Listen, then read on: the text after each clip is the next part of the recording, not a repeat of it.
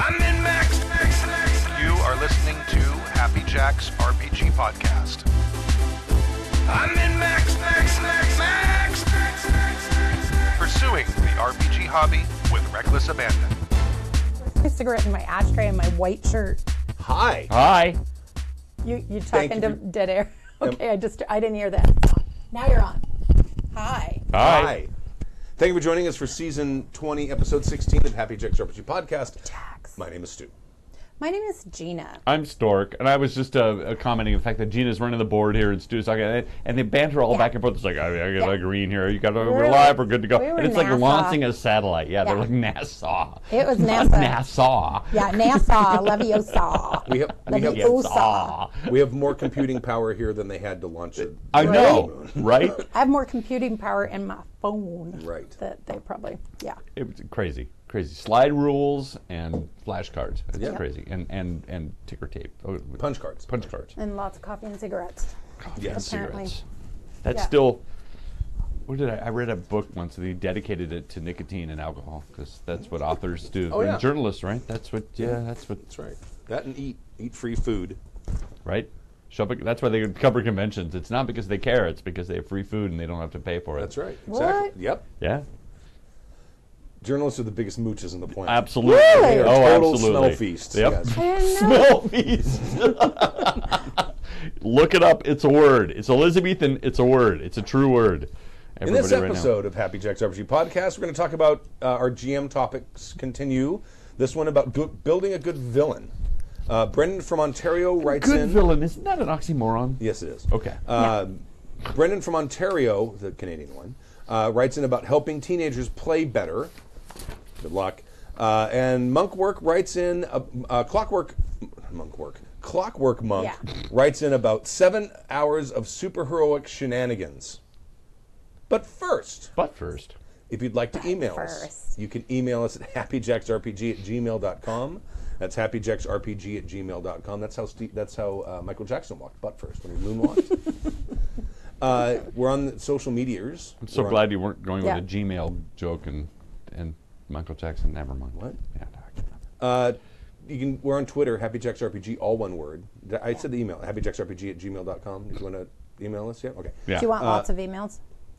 We got a okay amount. I mean, I'm only doing 2 in this because I think the topic may go for a while. Okay.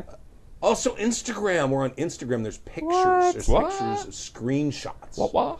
Happy Jack's RPG. Again, That's all new. one word. And if you'd like to watch the show live, you can watch the show at happyjacks.org/live Friday nights at 8 p.m. And then, of course, all of our actual plays are streamed as well. We have 2 new actual plays that are going to be starting. Character gen sessions are going to happen in December. In fact, Hallowed Fields, which is Kurt's Vampire the Dark Ages game. We're not going to stream character gen for that, but our character gen for that is tomorrow evening, I think. Exciting. And then when is our character gen for L5R? Oh, no, I'm still waiting on my invite for Hallowed. I just looked at You it. got to talk to Kurt. Yeah. It's, I was just looking at that. It's not this week. It's Yeah. next week, I think. It's Character Jump for L5R is the L5R. 3rd. It's the 3rd. That would be tomorrow. 17th? Or Sunday. 17th. Or is it the 3rd? I thought Sunday, isn't Sunday Moat? Or is Yeah. Moat later? I believe No, things got moved Sunday's- around. Sunday's You know what? I Moat. believe that the 3rd is... You can go to happyjacks.org/schedule and find out all I the thought it things. was the I believe that 17th, yeah. the L5R... Okay, maybe it got moved around again. I was counting on Pro tip. Sunday. Watch the calendar at the end. Me too. Yeah. Yes. it's Kimmy been right now is updated. furiously typing right now. Yeah. No, I think she's already put it up. Okay. Okay. It's probably. But anyway, Yeah. there's stuff happening. There We're starting 2 new is games, stuff and 2 happening. games are sunsetting. Uh-huh. I I can't read the calendar. It's Tomorrow tomato. Legion is sunsetted. I think. Yep. We're Yes. done. What else? Moat. We're only going to do one more session of Moat because we had so many cancellations and we're already into December now. And yeah. And that's the 3rd. Our final Moat of Sin game is going to be on this Sunday. Yes, it is. 4 p.m. Sunday is Moat. happyjacks.org/live. Someone named Happy Jack's RPG is in the chat room. That's not me. So I'm guessing. It might be Kimmy. Yeah, no, it's Kimmy. She said, I am. Sunday is Moat. There's caps going on. L5R is the 17th. See, I was right. 17th. I said the L5R, 4 17th. p.m. We'll Yeah. be doing character creation. You got to forgive me. There was much banter back and forth about Yes, when and what and there was. who and People why have and where. scheduling stuff, You can- and Right. it's the holidays. But if you go to Festivus. happyjacks.org/schedule, or schedule if you live in the United States. And there will be a lovely calendar that goes up at the end of the episode. Yes. We should do a Christmas episode with that. With a Happy Jackie Christmas. Oh, the best time of the little year. elf hats and There was stuff. there was that time when listeners were writing Christmas filks for Dritzmas. Oh, that's right. Oh, I remember We missed that. Dritzmas, But that's in didn't we? March. No, Dritzmas is Isn't in it? March. It's March 4th. Yeah. Yeah, we missed No, it. March 18th. Something. No, we talked about it. Something not December. There was a gift exchange Yes. on the forum. Yes, there was. So tonight we're going to be talking about villains. Yeah. Because villains are a key part of a compelling story. In most cases. I mean, you can have inner conflict, of course. Inner conflict always makes a game very meaty. But a good villain can make a story. And it can really engage the players. It makes them, especially if they hate the guy, and you can develop that, or if they're scared of the guy, that's awesome too. And I want to kind of talk about the different kinds of villains there are, and what it is that makes villains scary and compelling.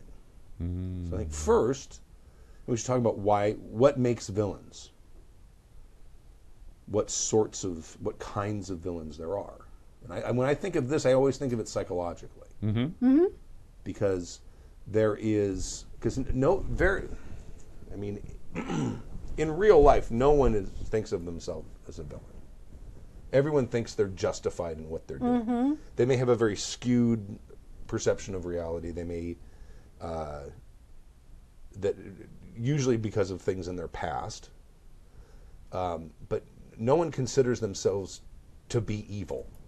Right. They justify their actions with some sort of... I mean, even Stalin said, well, I'm doing this for the good of... Oh, sure. Yeah. Well, and I think, are you saying, starting with, villains could be a person, they could be an organization, a movement, Sure. an environmental condition. Right. I mean, so there's different from that. That's kind of the man versus nature Yeah. thing, which is I think a little different. But if you look Yes. look at a show like Walking Dead, Yeah. the zombies aren't the villain. The zombies are a force of nature. Absolutely. The villain is It's the other the thing that people. happened that's the catalyst for the stuff that really happens, kind Right. of. Yeah. And I think, I mean, like in the current Walking Dead, Negan is the big bad, Yeah. and Negan is, he's one of these people. I mean, is he? Because the first thing I think of is the best villains to me. There's basically, if you're talking about a single individual, the best villains to me are the person who is driven to what they're doing, either through grief or pain or something like that, or just a fucking sociopath or psychopath. Well, yeah, like Negan or the Joker. I mean, Right. just batshit, like, Heyo. yeah, like bonkers. Right. Yeah. Well, yeah. he's more psychotic. Yeah. He's a sociopath too, but that's Yeah. the thing about that makes true neutral characters, because Joker's pretty much a true neutral.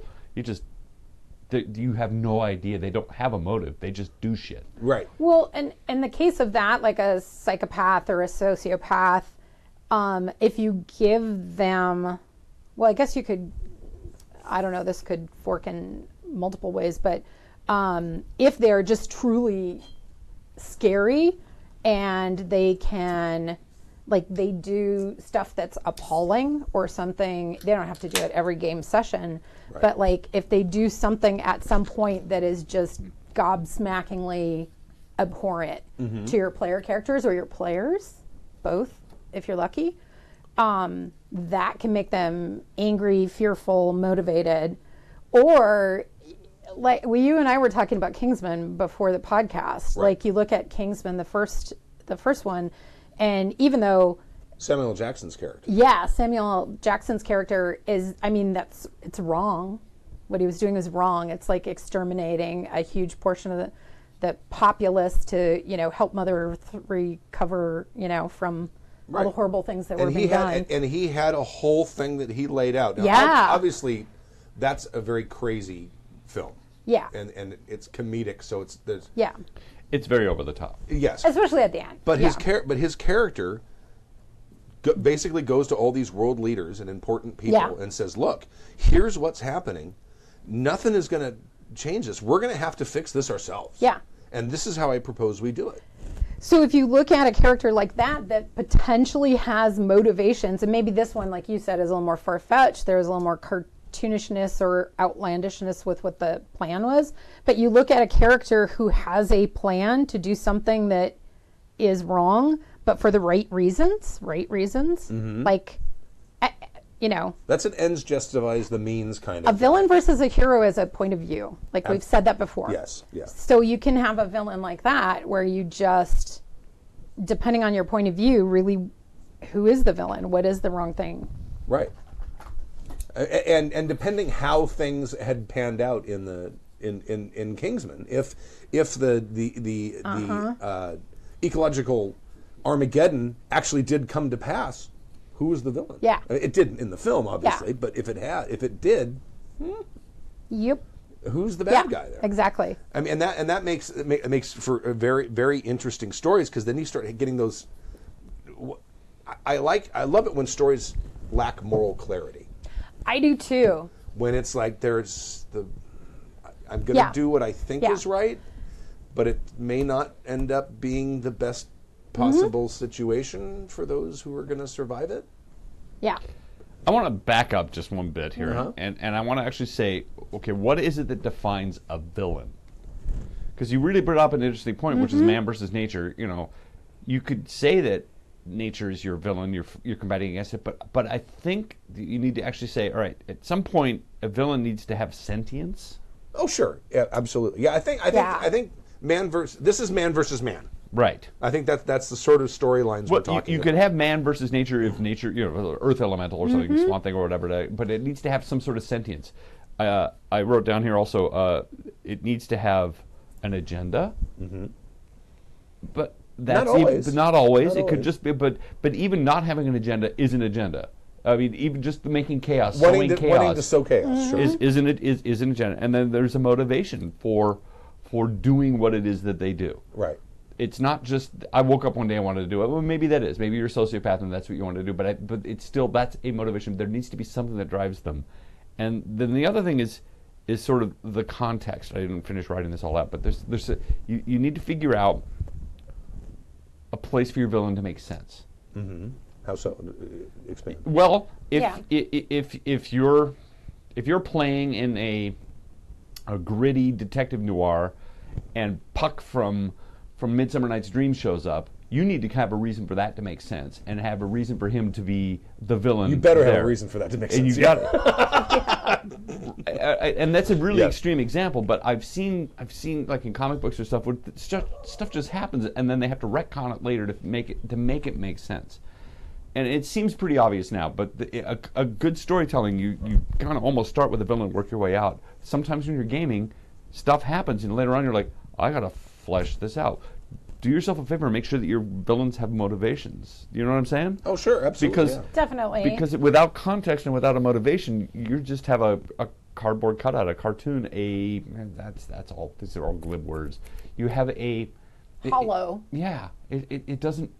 It doesn't resonate. Full of with sound and fury and signifies nothing. Yeah. Well, I mean, a good villain can be motivated by nothing more than money or power, which is real common. I mean, there's a lot of people who do terrible, terrible things to make a lot of money or to gain influence. Sure. And there's perfectly valid reasons too.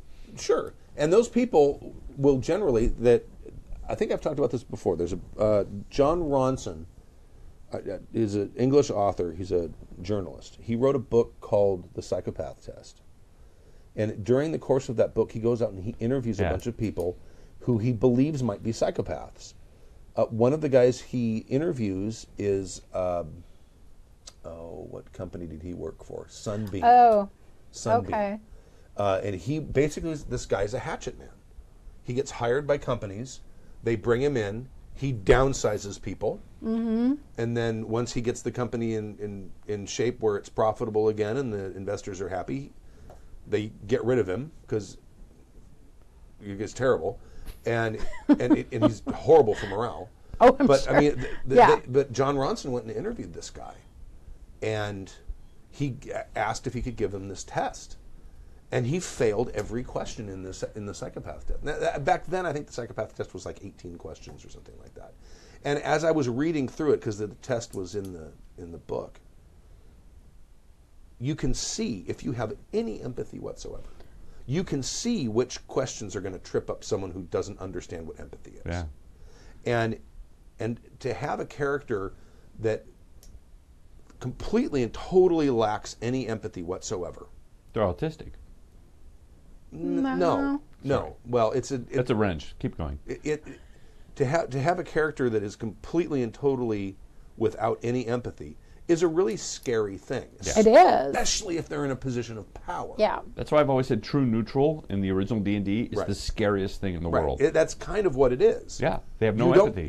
You don't have any sort of Moral compass. moral center. See, I would kind of argue that those people are evil Yeah. because they're going to be the people who lack any kind of empathy are going to be the ones who are going to be capable of doing the most horrific things. Chaotic evil and lawful evil still have No, a well, even- morality attached to it, but true neutral is Well, even absolutely cha- batshit crazy. Yeah. Well, So- chaotic good can even be.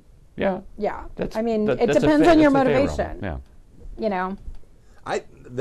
I don't think the D&D No, Yeah. is No. I'm great- speaking in the parlance of gaming. Well, universe, but- yeah, because lawful good could be a villain. Yeah. You know? Absolutely, Hello, yes. Nazis. any You know. depending on Yeah, your point of view. and their in political situation. their definition of good and evil in D&D changes Yeah. from edition to edition, but I think the scariest psychopath is the one who's learned how to act like a person with empathy. They've learned how to Like Torquemada. approximate empathy. I don't know who that is. Torquemada was the head of the Spanish Inquisition. Okay, maybe. I would say almost any politician. I mean, Well- that's because I'm crazy. But, but I mean, there's a thing in the psychopath test where I don't remember. There was I guess in the 50s and 60s, a bunch of psychiatrists, psychologists started studying these people and seeing if there was a way to cure them, and they were not able to ever find any way to actually cure these people. And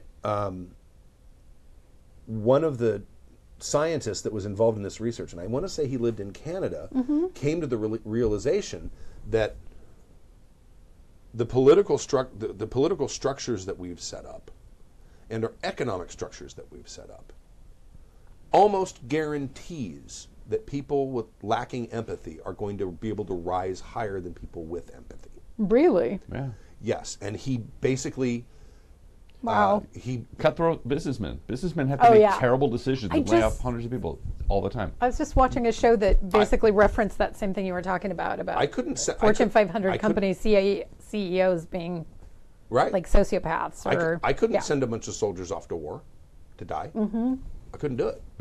There's been and that we've had presidents who can't do it. You can't also fire, the whole secretary pool. Just I've fired people. I don't like it. It ruins my day. Yeah. It obviously ruins the day of the person who got fired a lot more. weeks and months. Yeah. But it ruins my day too.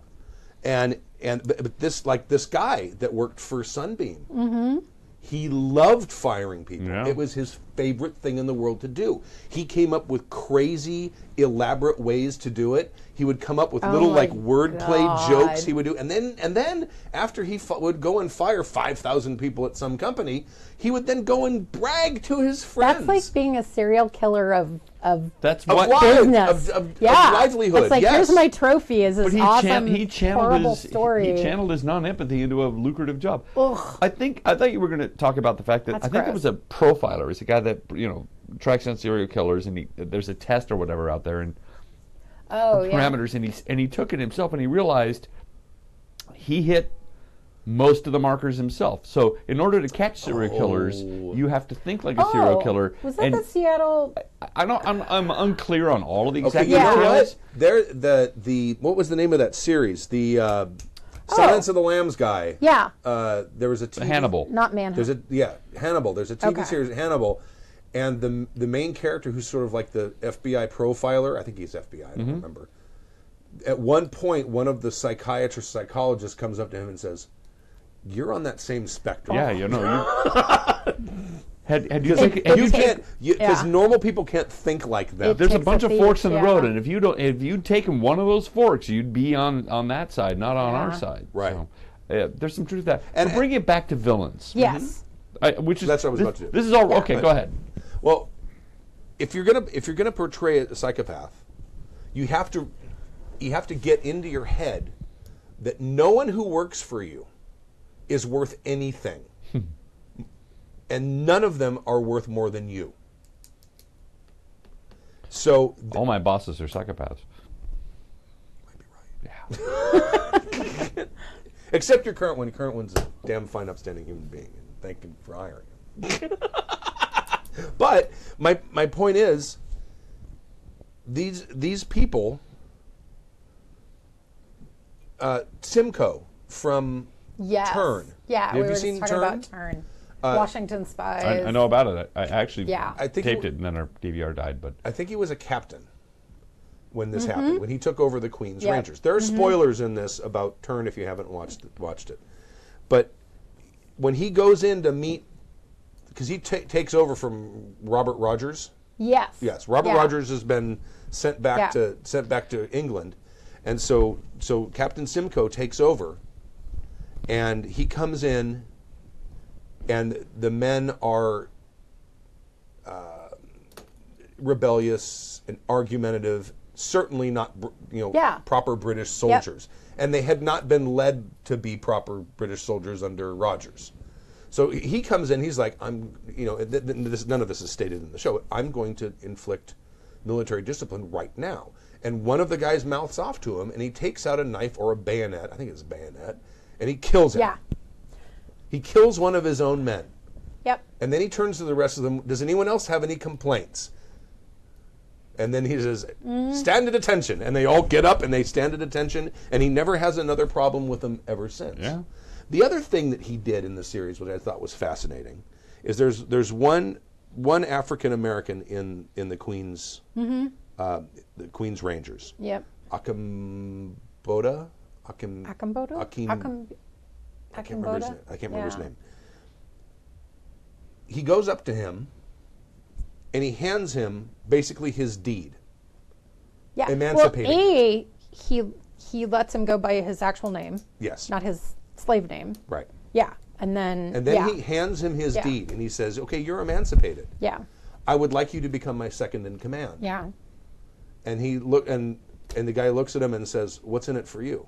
Well, at least I'll know there's one guy in this outfit who doesn't want me dead. Because now you owe me something. And that's one of the things, because I don't know if that character specifically was a psychopath, but he used whatever currency he needed to use to get people to do what he needed them to do. I would have said in the first 3 3/4 seasons that he was absolutely a villain. Yeah. And he was a psychopath, sociopath, horrific, like he did horrific things. Absolutely. It didn't seem like a very good reason other than it was his job, and he seemed to like it. He did seem to enjoy war an awful lot. But there was an amazing character arc with that. Yeah. I think a better example of this is in Gotham and the Penguin. And the guy that's playing the Penguin, first of all, does an astonishing job. The actor, I've you heard guys that's all know his name. really good. It's really it's up and down. It's a series and stuff. But the point is, when you first see the Penguin, and there's spoilers, but I'm going to keep it broad. He's just sort of a minor character. Things happen. He gets put in situations. He's a lackey. He gets put in situations. Things happen. He takes advantage of. He presses. He makes some mistakes, but he also makes there's some luck involved. And through time and machinations and being desperate and being willing to do hard things like kill people in front of other people, he's managed to amass a power base. This is not a surprise. He's the freaking Penguin, guys. Of course he's going to get a power base. But we get to see him as he does that. He's not necessarily a villain when we first see him, and he's not even really necessarily a villain in the show, because Very you watch few of the villains in that show start out as villains. Because you're watching this and you're like, I completely understand why he's doing what he's doing, because he doesn't have much of a choice. He's deformed and been picked on, and he's got a lot of baggage. He's trying to survive too. And he's trying to survive. Right. He's been put in quite literally life and death situations, I don't know, at least once every couple episodes. But the point being, he's not necessarily a villain because he decided, he woke up one day and went, I'm going to become the Penguin and rule it, which is just the way the Penguin kind of used to be described. We get to see where all of that comes from, and where Daredevil with the Kingpin is another great example of a villain who has a moral idea, an agenda, and is set to do it. And he's not necessarily a bad guy, but he's ruthless in his techniques. And his and then it puts him at odds with the rest of society. The Kingpin's got the right idea. He has an agenda that is morally actually very good, but the way he goes about it is clumsy, awkward, and not very. That's an ends justifies the means guy. Only later, because he doesn't. Yeah, he does. He says it right on. Yeah, right on. But he's also carrying baggage. And I don't know if I would count those people as psychopaths or sociopaths.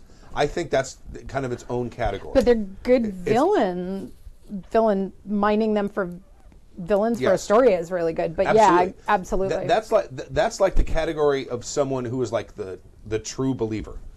I think that this is the way society should be, or this is an injustice that needs to be undone, or whatever their issue is, and they believe in that to the exclusion of everything else. And then they get caught up in it. I mean, The Godfather series, all three of them, is a great example of how you get caught up in this world and you can't escape it.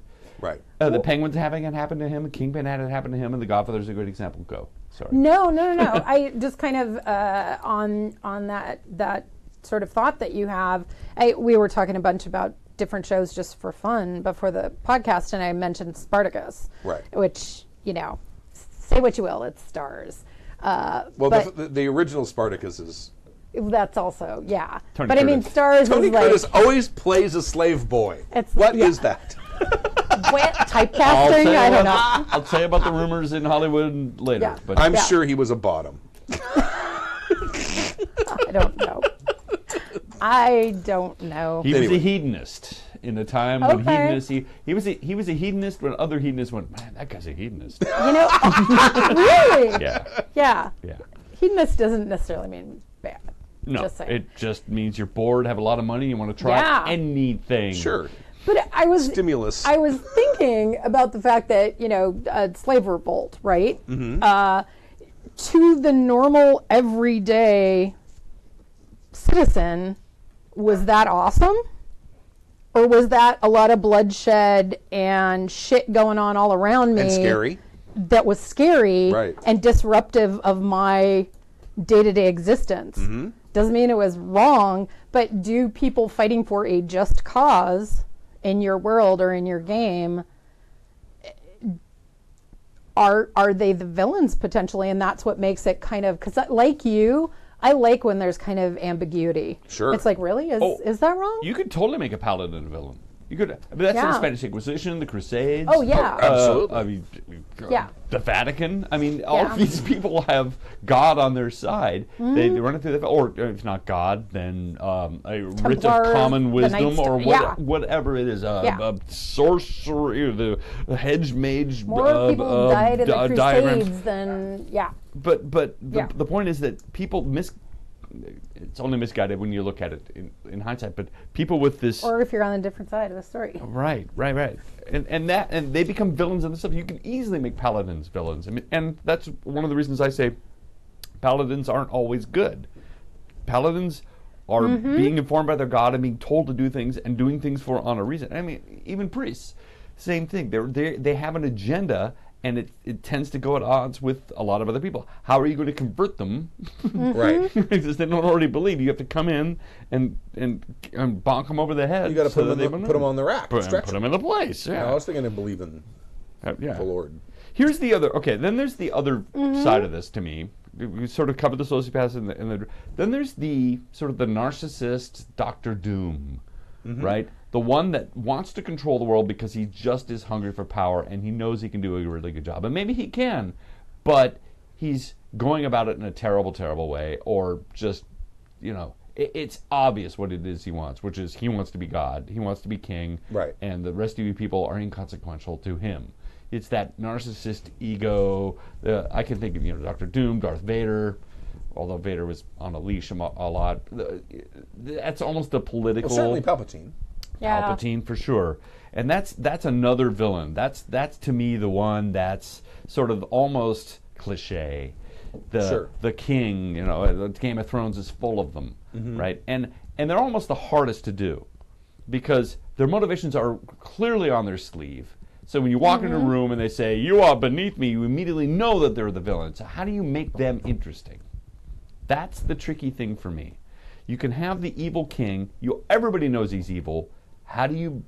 In those kinds of situations, well, I don't know if they're necessarily evil. They're megalomaniacs. But you want to make them interesting and give them depth? Show their humanity. That's what I was going to say. Show a human side. I think interesting is when is whatever invests your players. Because you can come up with something fantastical or amazing, or this is the plot I have for this villain or organization or whatever, but it's the thing like you were just talking about, Stu. It's like what hooks your players, and that what you said is one of the things. It doesn't make it personal for them. Is there a personal connection, whether they have a personal connection to the villain or what the villain is doing? Right. Is it? Yeah. Megalomaniacs are tricky because on the surface they seem like they're wearing their motivations on their sleeve. But it takes a book like or a story like Game of Thrones to understand what the Lannisters are all about, right? Because on the surface they're just a bunch of narcissistic dicks. But they also realize that they're all killing each other inside, and they have to do this because if they show weakness, the rest of their family's going to kill them and off them. And this is their bread. They have to do this. But that's not obvious to the people looking, that are having their heads about ready to get cut off. Do you need to then, even if you have kind of an idea of something to throw out there as a plot hook or, I don't know, even before you kind of understand who or what the villain is, it seems like you need to know who your players are. Yeah. And meaning not players, characters, and what motivates those people and what drives those people. Because it would seem that, like, if you had a bunch of very law-abiding, I don't know, not even the same, like, depending, because the party makeup can be different, and that's really interesting, and I know you love that. Oh, yeah. When you have people in the party that are like, hell no, that's wrong, and other people are like, well, wait a second.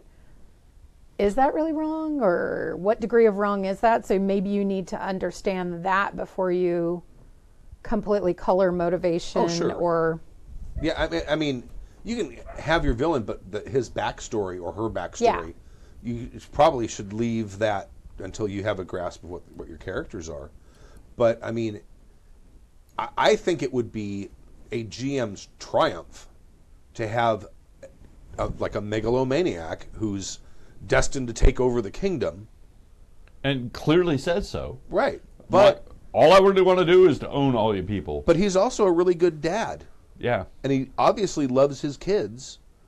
And he goes out into the, when his army conquers a city, he goes out into the thing and all the people are waving. Ah, and he goes and he picks up children and plays with them and gives them presents, and he's winning hearts and minds. And the current leadership is maybe somewhat dubious. Right. And maybe they hired you. Right. Because but you're like, so you get the player's character. Yeah. To me, the triumph part of this would be when you get the player characters into a situation where they realize, okay, we're now in a position where we can take this guy out, but should we? Or maybe not even maybe that answer's clear cut. Maybe no, yeah, we have to take this guy out, but we're kind of murdering someone who's not just evil. This is like a real person. It's like he's not just a political enemy of the guy who hired us. He's also a great family man and a wonderful violinist. Yeah, right. I mean, tremendous singing voice. That's kind of the takeaway, is that I think you're doing, as a GM, you're doing you and your game a disservice if you're just making a megalomaniac cartoon villain. Yeah. Doctor Doom has had lots and lots of nuances and changed, and its motivations have changed all the time. And I use Doctor Doom a lot only because he's changed a lot, and he's a great-looking guy in armor. But he is. It's awesome. But you are doing you and your game a disservice if you're a villain that lacks an agenda and motivation, and if you don't humanize them in some way. They have to have a weakness. They have to have something side. That'd be weakness. That's what Jib said something in the chat room about, like, if you make them somebody your characters actually like. Mm-hmm. Like, what if it's somebody they like? Or it was a figure, like you said, what if there is this popular figure that everybody knows and likes, and somehow this is the person who's behind all this? Right. And they've learned to really trust, and yeah. With our earlier examples with Kingpin, he has a softness for his wife. Mm-hmm. Doctor Doom actually did as well. Same motivations. What was the other one I brought up? It was it doesn't matter. But they all when you spend time with them have a motivation. And here's the thing: you don't have to tell your players that, but it's the kind of thing that if they study him, follow him, whatever, they can discover. It sure makes a more interesting story if they find that stuff out. Yes, it does. It also gives you, a GM, a much bigger investment in your villain and gives them motivation. That's of the three things I wrote down: sentience, agenda, and motivation. Right. The agenda is easy. They just want to take over something. Do Or a just thing. invade the next town. They do a thing. They want to make a lot of money. But the motivation's the hard part. What is it that drives this guy and that's to spend all that time and energy and that's to not do necessarily that thing? their ends. No. And the ends justify the means thing. That's not their motivation. Is not necessarily their ends. Their agenda. Their ends is what is driving them psychologically to have picked that as their end. That's what I'm saying is motivation, Right. though. I mean, but we won't be parsing words because I just pulled them out of a hat. But yes, I agree with that, because there has to be a reason that your villain is spending all this time and energy and money to accomplish that thing. Especially if they're rich. If they're rich, they could just go and live on a lake in a boat. Why wouldn't you? And have a wonderful time. Sure. And a lot of people will just do that. Yeah. Other people decide they need to get power to change the world. I mean, look at Bill Gates, and I'm not saying Bill Gates is a villain. No. But Bill Gates retired with an enormous amount of money and has decided to spend his time fighting malaria in third world nations and making sure that people who don't have clean water get clean water. He could just as easily sit there and do nothing and just count his money and play video games. That's pretty much what I would do. Right. I would be Wozniak. That's exactly what I would do. I don't think Wozniak has quite as much money as Bill Gates. He has enough. He got kind of forced out Apple, though. Still has enough. I'm sure he's got... And he's playing video games. And he probably didn't sell his stock. He still has enough. No, But How much can one guy spend? Yeah. the other kind of villain I want to talk about is the sort of tragic villain. Yeah. The guy who has been driven to do something either out of revenge over some terrible wrong, or has snapped and lost control of reality, Or been manipulated into it. Mm-hmm. Those kinds of villains. The kind of villain where when the party finally gets the guy and realizes what's going on, they go, I just want to save my family. shit. Yeah. and pulls off his helmet, and he's like, I'm disfigured, and I'm your father, and I'm really nice. I'm Peter Mayhew. And it's not my fault. Peter Mayhew was Chewie. Oh, yeah. Who was... David Prowse. But David Prowse. But it wasn't actually him that sorry. played. Actually, it wasn't actually He him didn't do that the played voice. it. Yeah. or that it wasn't. Yeah, No, James Earl Jones. The guy who was in the costume, Was- he never got Yeah. seen anywhere. no, and he was never even. Oh yeah, because the face guy was a there different guy. There was Yeah. Anakin, and there was Anakin. Yeah. So In it's the so original- awful. There's in the- like 5 people that play Vader, and it's just awful. Oh, it's 6 if you count the stunt coordinator. It's just awful. but- You can't even keep track. But you know what? It was what a great villain. He was Right? Yeah. Yeah. so. Yeah, I was Darth And he Vader is, for Halloween. and once. he is a tragic villain. Come to find out, but when you Mm-hmm. first saw him, Spoilers. Sorry. Right. I didn't freaking care. In fact, I didn't want him to be a tragic villain. I just wanted him to be this dark, Yeah. badass force of nature. Right. Right. And when I first saw him, he was the avenging angel, who Oh, yeah. obviously was working for somebody. You pretty Mm-hmm. much know that because he's there looking for something. Where are the plans? Yeah. Right. So Force you know choke. he's working for someone. He's Yeah. just this, but he's as scary as hell. And you've never seen. Well, we've talked about this before, which is, you take out one big bad and there's another one beyond it, and someone who's pulling the strings, right? But I didn't care because as a kid, he was the most ominous, coolest badass I've ever seen. And when you're a 15-year-old boy, That's you're full of scary. anger and And people keep piss criticizing and your vinegar, acting. right? You just brought up something though, assault florist, which awesome handle. On small berries. Oh, was there a thing? Small berries. Oh, small berries. Small berries. Why me, John Big Booty? But what about like you said, that if there are people they encounter who feel like they're following they have the right motivation, but it's really somebody you can't see, that you don't know, that there's somebody pulling strings behind the scene, Yeah. but manipulating people. Right. Yeah, you run into In the front Goebbels, line. and Goebbels is bad enough, but then Yeah. you realize that Hitler was actually in charge of that. Yes. Yeah, right. There's all of that too, and even Hitler wasn't Yeah. even necessarily as bad as Goebbels was. Right? And therein lies Mengele kind of and the fun, which is like I Eichmann. just told him what to do. I mean, Iron Man 3, which is a Yeah. terrible movie. He comes to confront the big villain, and it turns out he's just this helpless little old man. It's the Wizard of Oz all over again. Right. Great Worm brings up Dr. Freeze. Okay. Oh, Yep. Again with the wife. Again with the wifing stuff. And someone Yeah. else brought another one up. Mr. Freeze, but. what was small berries? John Smallberries is from, I forgot the name, Buckaroo Banzai Across the Eighth Dimension. Yes. Remember, You they're all got the named full John. title.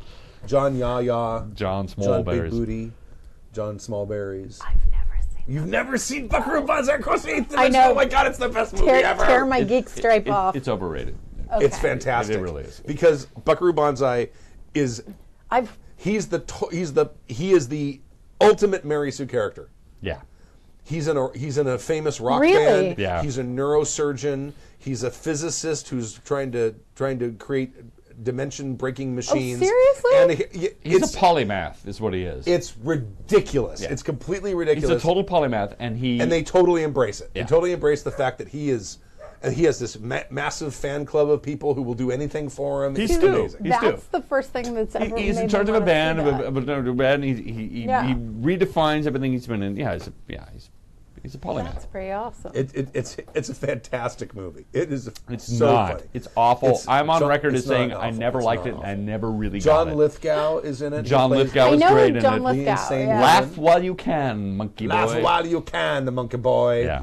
It's really actually, and I hate to say this, what brought John Lithgow, actually. that and GARP, Oh, God. The World According to Garp. brought Lithgow into like public consciousness. But, Okay. Yeah.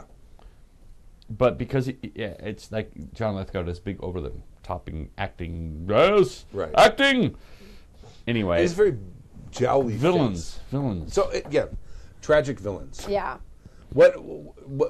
How do you portray? I mean, obviously the arc, in most cases, for when you're having the characters confront a tragic villain, is to hold off on the tragedy part Yes. and just show the villainy part until a certain key moment around the time when they're going to confront him, when they find out, no, this person has been horribly wronged or has been horribly manipulated or something.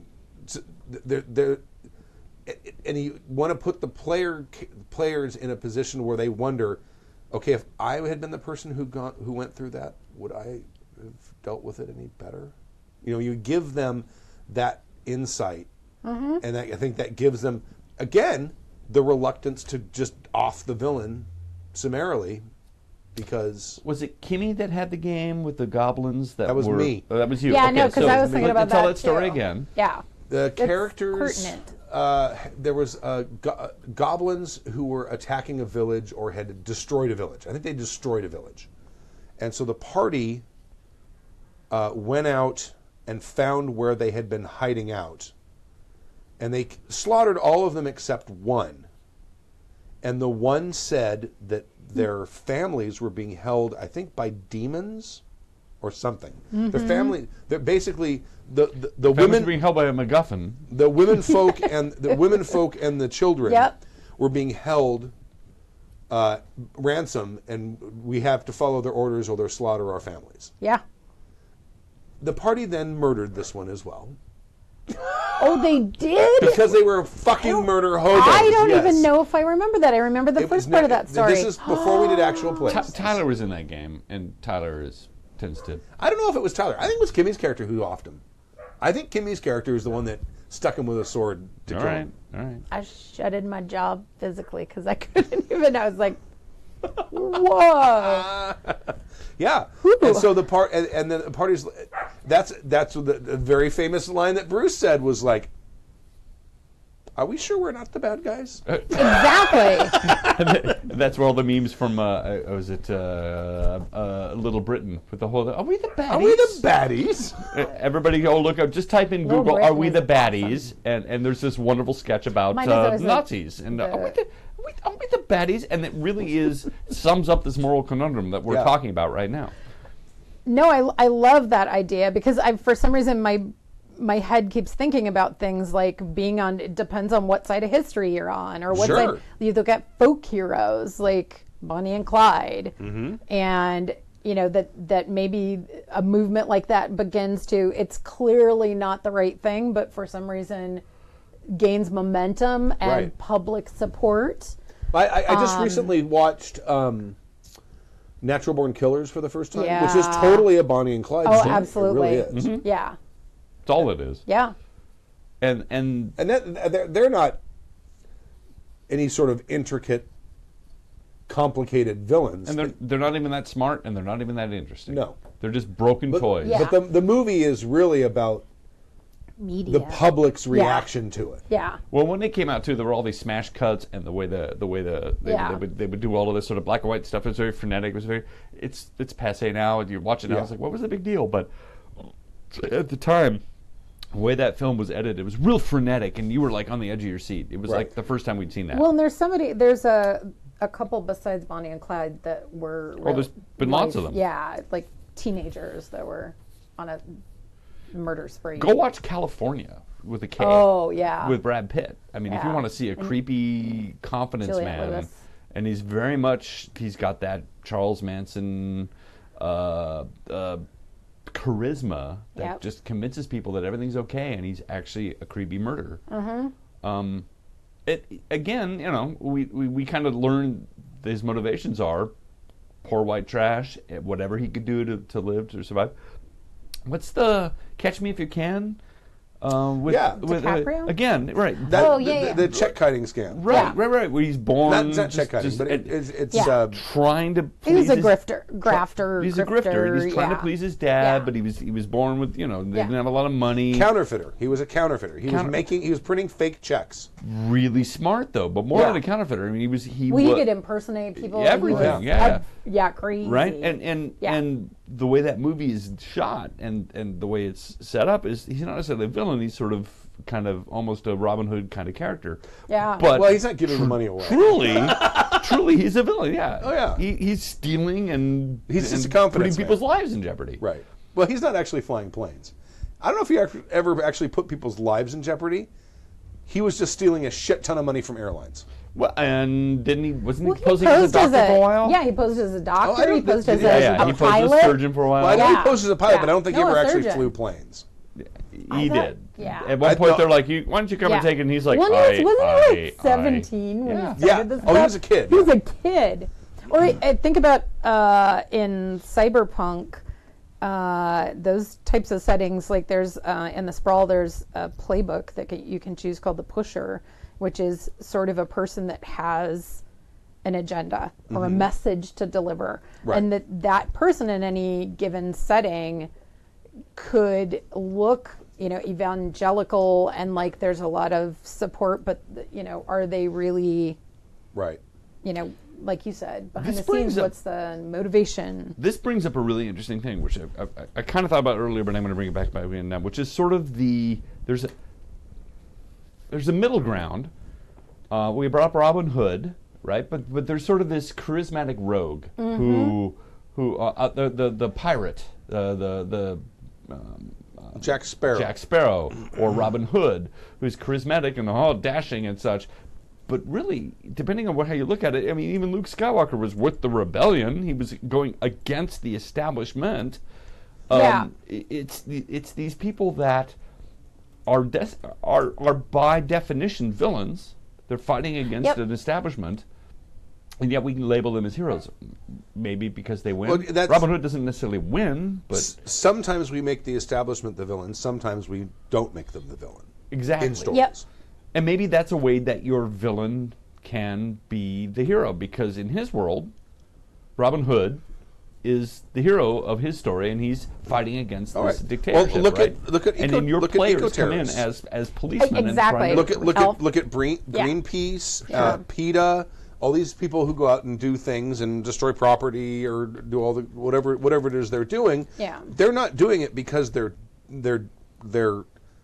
just want to fuck things up. They have an agenda that they believe. It's back to that true believer thing. That this is more important than anything else.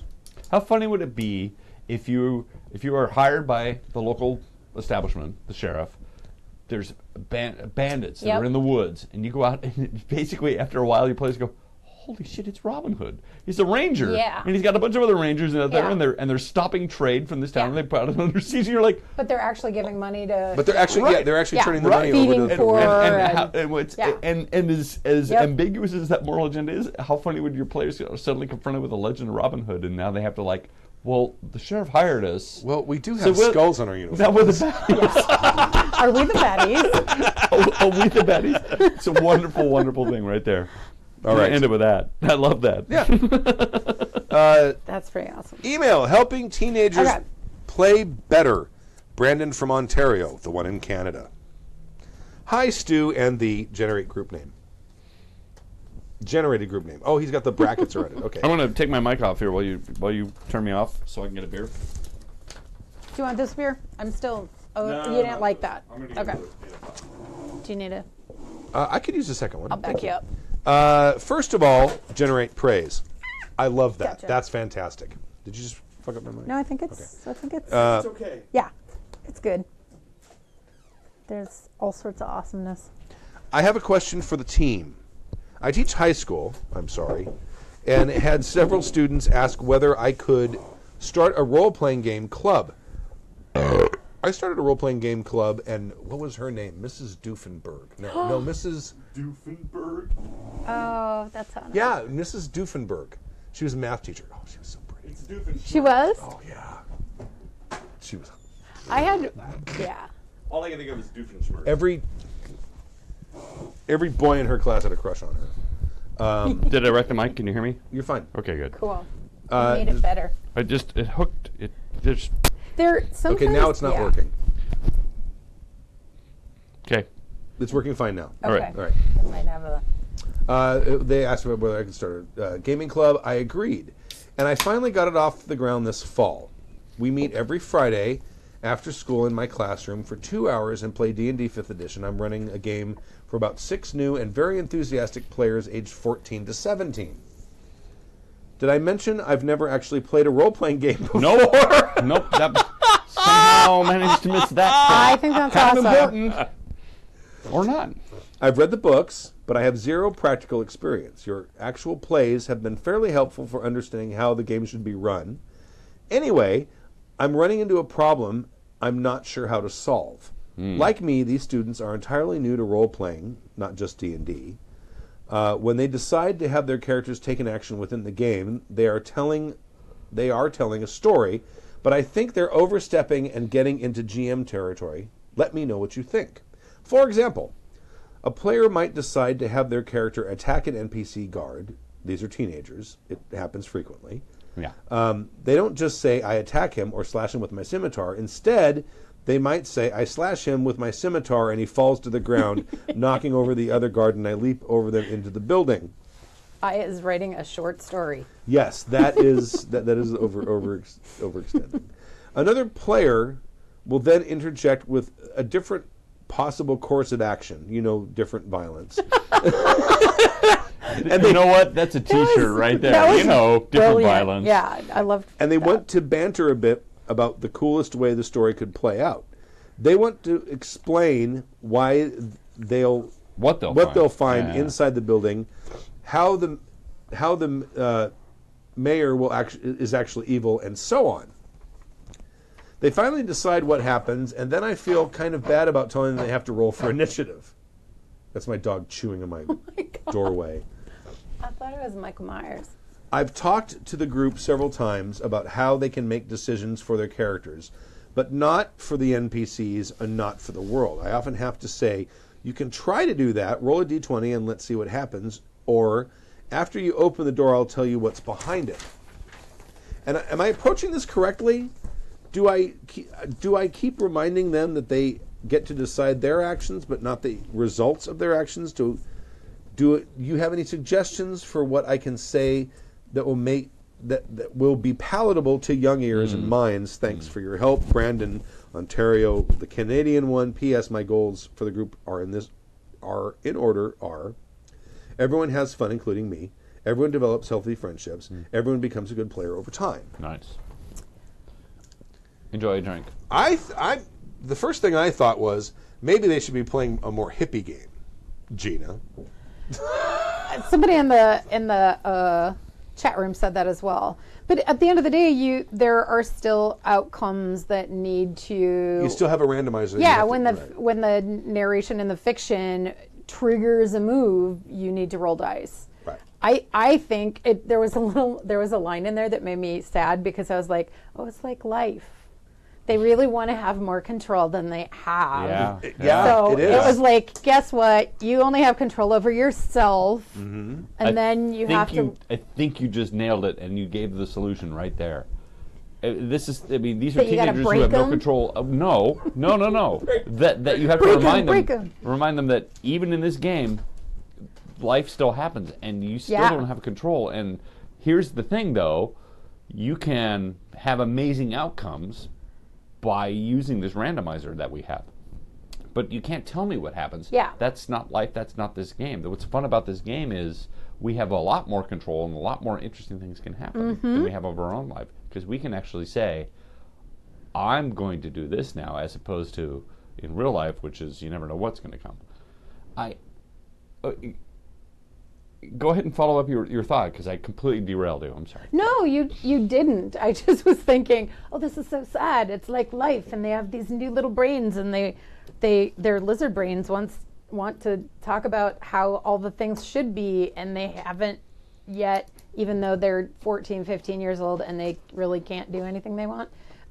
They haven't yet been, told that they can't. Yeah. Yeah. Or just, no, really, or you just can be all down, that you want to be. Yeah, you can. It can happen. But I don't know. And I feel like he's trying, and he's doing it in a pretty gentle and gentlemanly fashion, where he's like... He's a good teacher. That sounds... Yeah, exactly. He sounds like he's an amazing teacher. Yeah. That sounds amazing. Let's have you try that, and let's see what happens. But I'm wondering if... I don't know if he needs to be a little more pointed with that. I just thought of something while I was peeing. Yeah. All great inspirations come from that. It does. I swear. Yeah. We play role-playing games because our lives are generally reasonably mundane, and when we take on the persona of a character in a role-playing game, we get to play someone who is usually in no way mundane. Maybe they're tragic, maybe they're super heroic, maybe they have incredible powers, or they're very strong, or they're very handsome, or they're very, very personable, or whatever the thing is. Our But characters there's definitely not us. Our characters are idealizations of people. Yeah. Right? They're not. I mean, they do have flaws, of course, but they go out and they do things that we would never go do. I'm never going to go break into someone's house. Yeah. And then burn it down to cover my tracks. Talk your way past a guard or have a swashbuckling duel. It's even something as simple as talking your way past a guard. Yeah. No, I don't know anyone who has the balls to try to do that. All right, but our characters do it all the frickin' time. I've known a couple. Okay, there are some out there, but most of us know. In real life. But just imagine, step back to the point where you were under 18 and you were a minor. And you have even less control over your life. You have to go to school. You have to do your homework. You have to do this. You have to do that. You have to stop at the You lights. have Right. zero control over what you do. Yeah. I totally understand why they're taking role-playing games to an extreme. In that situation, I completely understand it. I remember being that kid going, "Why? I'm smart. I know what's what. Why do I have to do what I'm told? Why can't I just do what I want?" You know what I mean? Yep.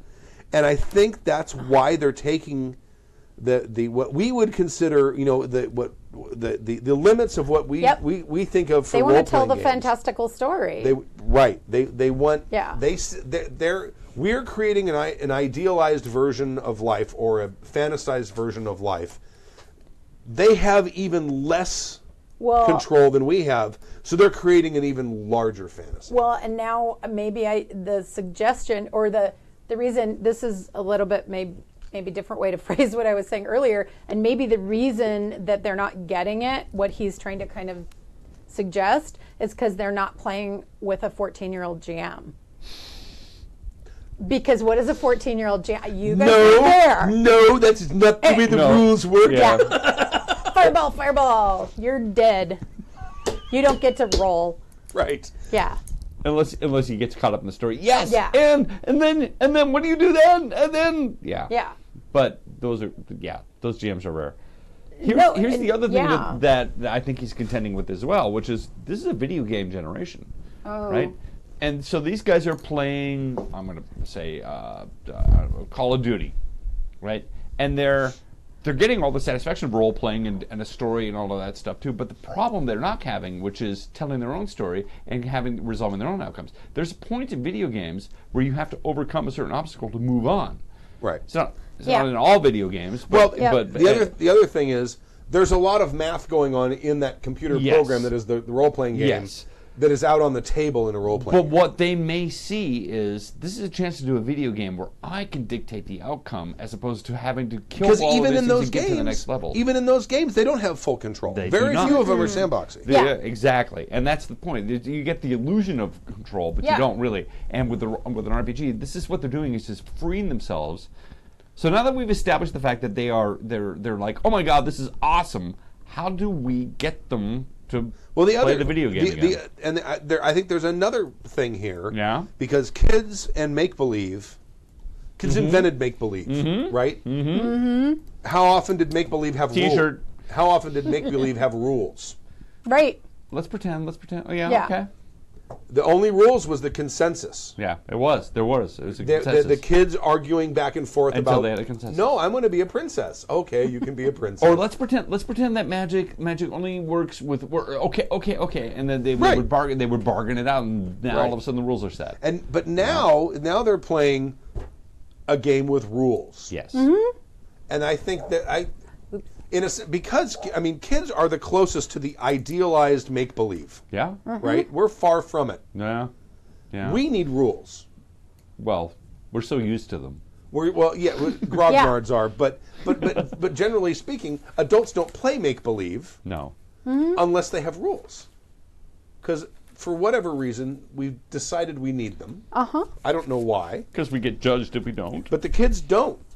And they haven't yet. They never, in the past, whenever they've played make-believe, they've never needed them. But now suddenly they're there. Yeah. what about playing fast and loose with the rules? Yeah. And saying, I'm going to hit the guard and knock him over into the other guard. Okay, go ahead and make a roll. Rather than worrying about hit points. Because Or, okay, that's like 3 different skill tests. Right. Versus, yeah, let's see if... Go ahead and roll, see if you do it. I'm going to ask and you... And if you roll a hit, yeah, the guards are crappy guards. I'm going to ask you, because you've played a couple of sessions and games at the cons with kids, and Yes. what system did you decide on? Well, these were little kids. It doesn't matter. And we played Hero Kids. I think maybe D&D might be too crunchy, and maybe they need something more open-ended. It kills me to say this, but I'm wondering about a Powered by the Apocalypse game or something like that to start with. Somebody even was saying Amber Diceless or something like that. Yeah, something a little rules lighter. Right. Where even the character sheet isn't as... The players get narrative control when they roll well. Because again, Apocalypse World, there's an illusion of character, but it really isn't that. Well, there's more ability for the player to narrate what's happening, which is what they're wanting to do. Yeah. But I would either say go with something like that, or just say what, for now they're just starting. Yeah. We're just going to have a fun time. Well, and I wonder if we're going to kind of use the rules, but we're not going to use. I wonder. It sounds like because the ages were something like between 14 and 17, so we're talking ninth grader, grade 9 to something. Yeah. To seniors. 9 to 11th or 12th. Yeah.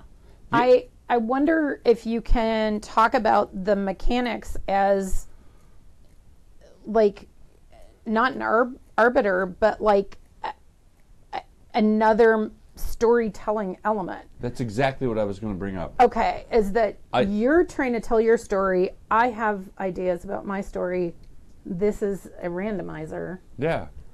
I was thinking you could go the opposite direction as opposed to going really open-ended and go really, really to a game that covers all of eventualities. If you want to shoot somebody with a rifle, we have a chart for that. If you want to hit somebody with a bolt of magic, we have a chart for that. I would go with GURPS. I'm not necessarily. I'd say GURPS Light is what I would say, because if they say I have a gun, all right, here's your chart for the gun. All of these things, and the kids might go, ooh, because here's the thing. They're looking at ranges, and it might actually. It could rein them in, because now they're looking at a set of guidelines for their weapon. That's interesting. For the things that they can do. I'm not saying it's the perfect solution, but it is an idea. 2 things. Yeah. One, I was thinking, make sure you're using a battle map. Mm-hmm. Oh. Show the tactical level game that D&D combat is. Mm-hmm. And say, okay, this is the battle map. If you want to attack that guy, you can attack that guy, but what he decides to do after that is up to him if he's still alive. Right. And he has X number of hit points, and this is how much damage you do, and show the tactical part of that game. And the kids are from video games, so they'll understand. They're like, oh, this is an aerial view. Yeah, we get this. The other thing that Sergito is kind of agreeing with me to basically strip D&D down and just kind of ignore some of the rules and just use some of them and introduce more later. But he also brought up, which was in the back of my head, there's a game called Dungeonesque. Oh, yes. Oh, sure, yeah. There's two. There's a red box and there's a white box version of D&D 5th edition. Nice. I own the white box version of it. And it came in a white box, and it has the little digest-sized books in it. It's just like it. Yep. And it is just a more scaled-down version of the game, and that may be something you want to look at. That's a really good idea. But Thanks, Sergito. But he also brings up things. He's already bought the D&D books. Play D&D. Do it. What I did when I first started playing GURPS. Use the rules that the table will allow you to use, or in this case, the rules that I bothered to read. Yeah. And then, as time goes on, introduce more stuff. Yeah. So maybe when the game starts out, when they hit, the guy bad guy just goes down. Yeah. Start that way, and then have them fight a tough guy. Say, oh look, this is the captain of the guard. He looks burly and tough, and he's got 18 hit points. Tomes, who's run a lot of games for kids, says D&D is not inappropriate. Like he said. D&D is pretty good for that age. They like rules and stuff and reading and doing weirdo maths. Sure. Oh, yeah. I loved. That's when I started playing. Was junior high school. is when And I then he started. talks about the World of Dungeons, which he said is the best version of basic D&D OSR that he's ever seen. He said it's like a really? 2-page rule set. Oh, no kidding. Yeah. Okay, all right. There's one I looked at years ago. I don't remember the exact name. It's like Spotlight or Lighthouse or anyway. It was basically a stripped down version of the original or AD&D second edition. No, AD&D rules. And I think you're onto something, which is keeping the kids engaged. Yes-anding. But at some point, you need to start introducing a couple of rules and stuff. Let them exhaust themselves with the possibilities. Play a session where it's like, okay, yeah, go ahead and roll. Yeah. I got a 14. Yeah. Okay, Good yeah, totally. you hit the guard and you knock the other guard over and he can sneak by. And then the next stage, okay, well, I want to introduce hit points. Yeah. Here's how hit points Yeah. work. Exactly. And maybe just do it a little bit at a time. He sounds like he's doing an amazing job. Teach them to have fun the right way. Crush their dreams slowly. You're a teacher. You know how to do that. It's No. so awful that Teachers are awesome. they are. Yeah. 7 From a hours long of family. superheroic Me shenanigans too. for Clockwork Monk. Who wants to read this or you want to split it? It's Oh, last Gina email. can do it. Last Oh, email. okay. Sure. Well, I just wanted to say that you had Raw Rules as written, and I think River is a new one there. Rules I bothered to read. Oh, So- did we want to do one tiny Ripter? the Bloxy? Oh, Bloxy? what is that?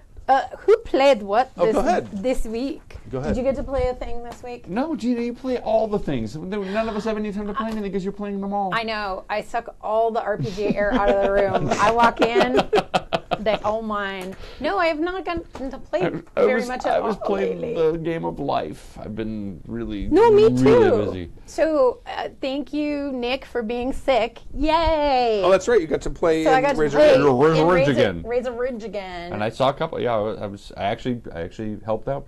I saw that. Yeah. Yeah, you did. And then I help went to bed. Player. Oh, okay. Did Jesse use them? I think so. Was there a battle that happened? No, not that battle. I almost hesitated to read. I was like, okay, this is Peanut Gallery suggesting, but it was like, help a But player I for paid- Jesse I because paid there's the gonna points. be Yeah. there's gonna be a fight. Yep. So She you needs might it. want to fight. She's the bone gnawer. Yeah. No, but I had that's the second time I got to play that game. Right. Same And- NPC, right? Yeah, Or not same. NPC, it's a PC. Well, it's an, For those of you new to the show, one of our guest. APs is Razor Ridge, being run by my Mac. It's a Werewolf the Apocalypse. I almost said Ace. The Wild West. Yeah, Werewolf the Wild West, and Yeah. Occasionally when there's players missing, Yeah. Gina gets to fill in. Yeah, I got to fill in twice, and Mac because it was when someone was ill, so Mac had the character, but it is not unlike L5R when you intended to just like play, a couple sessions, here's some pre-gens, and Right. people made those characters their own. It was kind of awesome to pick up a character that I had no input attachment, in, yeah. but it became my character. Like Steven, who plays in that game, was saying afterwards, because he was like, oh my God, I love your character. And I was like, oh, it's Mac's character. But he's like, no, it's your character. And I was like, it is my character. Well, I mean, the L5R game, I knocked out like four characters. Yeah. And I just set them on the table and said, Yeah. you guys pick a pre-gen. They made them the characters. Yep. All I gave them was Yep. numbers. Yep. Because everyone at the table made their character a unique person that had nothing to do with the numbers that were on the sheet. Because all that was on the sheet was their stats and their skills. I mean, Yeah. At that point, that's pretty much what L5R was. Yeah.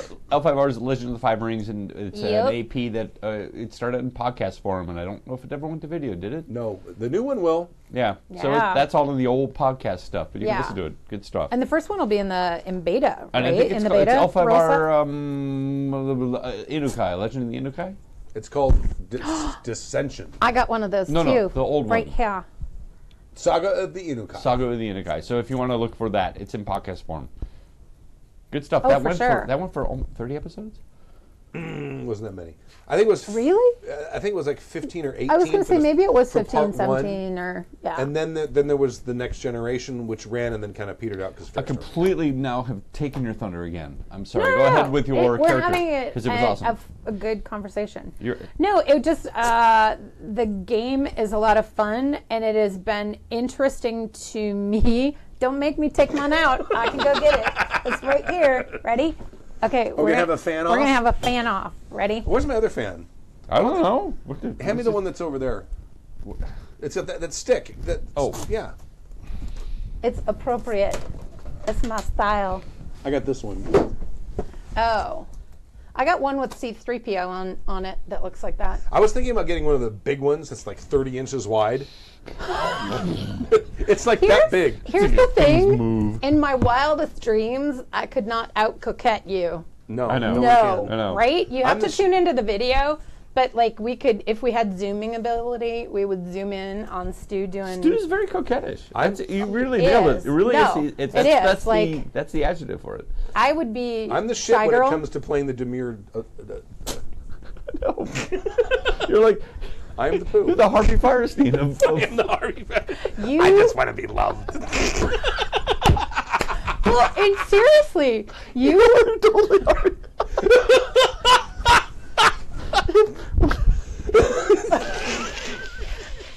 That's so wrong. No, you're way cuter. It's just really cute because it's like, and I could. That was not even on camera. What? I remember you. L5R? Yeah. No, it wasn't. There was no camera. Yeah, but just the description, and you were wooing Dave's character. No, or Dave he was was wooing wooing me. you He was wooing with me. wooing words. Right. Yeah. He was playing this. Yeah, it was the Scorpion, and then look, and he does it. He's. I know it's. Oh my God! I bat see, my I can't eyelashes do and that. everything. I gotta retire my fan. I Bats can't his even eyes. do it. Yeah. No, but it's very. I am a man magnet. And how? That's so wrong. That's so wrong. Anyway, this is way less interesting. What I have to say. Sorry, no good. No, it is. It's way less interesting. I'm serious. I'd rather talk about you in the fan doing the 7 coquette hours of superheroic shenanigans from thing. Clockwork Okay, Monk. here we go. Okay. I'll start. You finish? Okay. Okay. Don't I all? Nah. I'm the fluffer. You're the I am star. no. I just why did it go there? It went there. I'm Okay, sorry. I It's thought my you own were going fault. there. I did. Okay. I'm sorry. Okay. I just almost Marissa Tomei there. In the My yeah. biological clock is going like this. The little deer eyes. He puts his little Yeah. dear lips down to the Yeah, and bam, that's what it was. Little he deer shoots lips. you. And I ask you, Bam! are you gonna care what the asshole Yeah. that shoots you is wearing? Exactly. I played that for my daughter, and she was like, "This is the best thing ever." It She was is, gonna do right? it in theater, and the theater director, and she went through the monologue and just like, I don't know if that's appropriate. And Is had that a movie like discussion. 20 years old now? Yeah. Oh, it's older than More that. weird. It's older than that. My cousin Vinny. I think that's Oh, We've my actually brought Lord. it up a couple of times, and people Yeah. went and saw it and I thanked think us it might be for bringing Yeah. from the late 80s. Yeah. Yeah. It's on that cusp. There was a blurry line between like 87 and 92. Really, Was Oh, it- you know what? You're right. 92. there you go. 25 years? Yeah. Yeah. We remember it. It was a good time. Oh I my- think it was a blurry line. I'm sorry. What did you say? Huh? What is a ute? Hey, What did you just say you? Ute? What the? Did you say ute? Fred What the hell's a ute? Gwynn. What is a ute? All after Yeah. 3. I have all of those lines memorized. Go ahead. That movie's awesome. Sorry, we don't have to read any more emails. I'll just talk about my cousin Vinny. And the fact that Alicia Vikander, who I'm obsessed with, is going to be the new Laura Croft. I'm trying to get you guys to watch movies. Man from U.N.C.L.E., Ex Machina, Alicia Vikander. Yeah. Do yourself a favor. But The she- Danish girl. Yes. Yes. No, She's I'm in not the gonna Danish say girl. that. I'm not gonna say that. Okay. Nope. We'll see Man from Uncle. It's awkward. Yeah. See Man from Uncle. Dear Stu and the Friday Evening Douche Crew. Clockwork Monk. Checking in again, depending on the size of your backlog. I offer 3 greetings. Happy Thanksgiving, happy holidays, and happy New Year. And happy Festivus for the Seinfeld inclined. This past weekend, I ran what was probably the longest session I've ever run. It lasted an insane 7 hours. That's a long time. Stu had We had a one D&D combat. Stu had a combat that lasted, I think 7 hours. Then there was a shooting. Jesus God. We should. Oh yeah. Yeah, We there should have was. called our doctor after the session lasted longer than 4 hours, but oh well.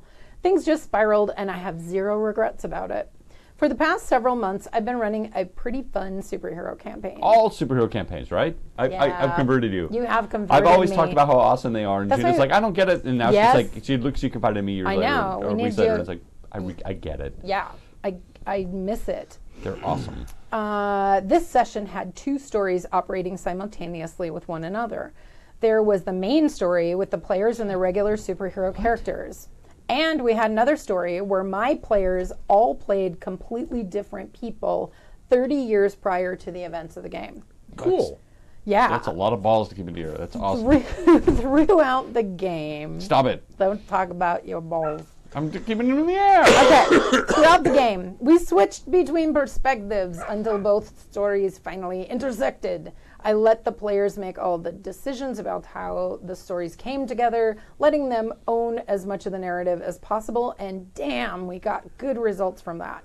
Stuff I would have never come up with if I were the only one allowed to make story decisions. All I did was basically say, yes, and. Turn it over to you. Hooray for playing the Happy Jacks way. Also, Hold on.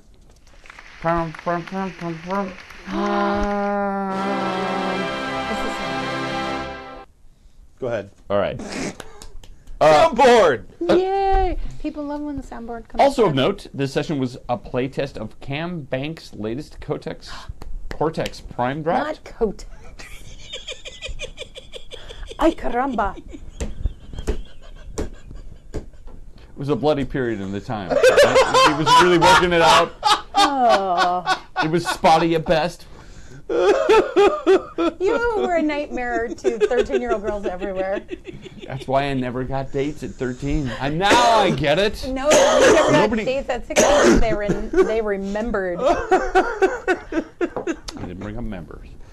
Also of note, this session was a playtest of Cam Banks' latest Cortex Cortex Prime. Prime Draft, with Marvel Heroic rules filling in whenever he could figure out how to handle things in Prime. Does that make sense? Okay. The system was a blast. because and it's still not, it's unfinished. Okay. Yeah. The system was a blast and absolutely perfect for Super's game. Much better, I think, than Fate, and possibly on par with Wild Talents. Bold statement. As fun as all that was, however, I do have a serious question for the show. How do you manage session length? Well, I don't know. My wife manages it quite well. And we're moving on. I did not intend the session to be 7 hours long. In fact, I really only planned for 3 scenes to happen. But with all the yes ending I did, the game basically just kept going, getting longer and longer, and none of us wanted to stop before we had reached a good concluding point in the story. There's definitely a lot of banter that goes on at the table, most of it in character, thankfully. One of the characters went on extremely long diatribe about how to properly brew tea once, and then sidetracked us for half an hour, a very hilarious half an hour, mind you. However, I really like to keep these sessions under 4 hours. How do you... we all have jobs and other responsibilities. What strategies do you employ to make sure that we can bring an end to a session at a logical, satisfying stopping point without taking up the rest of your day? Thanks as always, Clockwork Monk. P.S. I'll be out in the Pasadena area visiting family this Thanksgiving. Oops. It's a little late now. I know. I've actually been out there almost every year around the same time for the past decade. Normally, I just go out and eat in the same places and whatnot. If there are any restaurants you guys think are worthy of checking out there, I'd love to hear your suggestions. So, how do you keep You just campaigns end the on? shit. Yeah. You just end the This is the problem of a young man. This is the problem of a man who doesn't have, I'm assuming, One more Doesn't- T-shirt. doesn't- Just end yeah. that shit. Doesn't know there's going to be the opportunity for another session. So it's like find you the can moment call when it the right players now. are chomping at the bit and Cliffhanger. end that shit. Cliffhanger. Right, yeah. End that shit. But he... Yeah. That's it. Yeah, you're right. You're right. This is the problem of a young man who doesn't have a family yet. Yeah. I'm assuming. Maybe you do, I don't know. But We had that problem, and the only time it happened is when we were in combat. You had 11 players, and it was a D&D 4E, and it went for 7 hours, and it was one combat. Yes, I'm and not it was- exaggerating. and it was awful. Not exaggerating. it was terrible. It was people were falling And asleep. then there was a shooting. Well, Yes. That was the same night there was a But shooting. still. And the street was cordoned off. Oh, you did. And That's no when one the could- That was actually the much podcasts more were interesting after than the the comment. game. What? That's when the podcast was after the game because there was a podcast. I don't know. Was there a After- podcast after that Yeah. session? Yeah.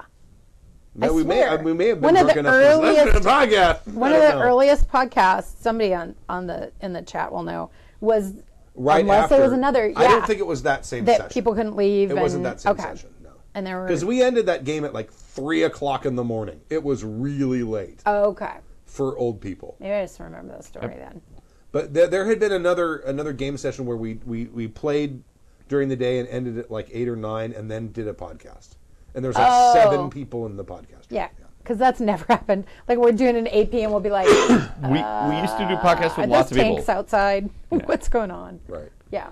We used to sort of have an opening door for podcasts Yeah. and stuff. There was a Thanksgiving podcast, I think. It was just And they killed the party because suddenly Yeah. 4 or 5 people would leave at a time. yeah. I actually remembered that the old, like when I would listen and there would be 6, 7 people in the booth on my, I'm sitting around my Right. little transistor radio phone and listening to my podcast. And my stories were on. So it was like, getting my coda ring and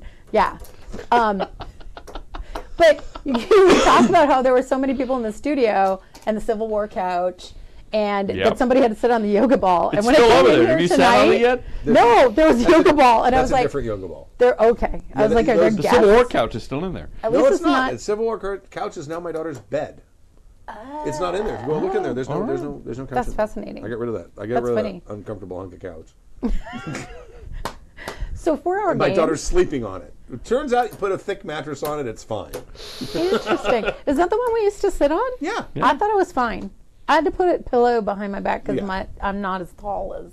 No, it's ungodly uncomfortable. It is. I think it was that. That's what killed him. I'm telling you. The Civil War soldier. It killed that died the on it. Civil War. Well, that couch has been in my family for a long time. Really? Yes, it's been in my family for 3 generations. Allie's the 4th generation to have that couch. And supposedly, at least 4 generations, Yeah? supposedly a Civil War soldier died on it. I don't know if it was North or South. I was going to say, we don't know what side. Because I got family from both sides. That's fascinating.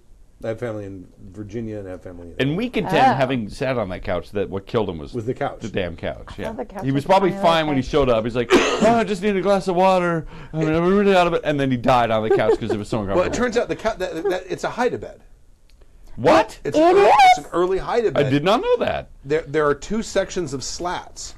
And you pull the thing out, and when you pull it out far enough, all the slats even out and become... It was made by a flat. guy who made forks. Are you sure it's a hide-a-bed and not a hide-a-coffin? Because No, that it's thing a was hide-a-bed. that uncomfortable. That And the reason it's uncomfortable when it's in Hide-a-bed. couch form is because the slats are like this. Yes. All the way down the thing. Yes, they are. They're staggered. That's but like when my but when you pull Parents' couch that was a pull-out bed, when you and it pull was the whole horrible. thing out, when you pull it out far enough, it goes clunk, and all of the slats are on the same plane. What? Throw a mattress on it. Clever engineering. My daughter loves it. She says Clever it's the most- engineering. it's the It just most- wasn't intended. It was. It's it was more a bed than it is a performing its wrong role in life Right, for it has- years and years, and Right.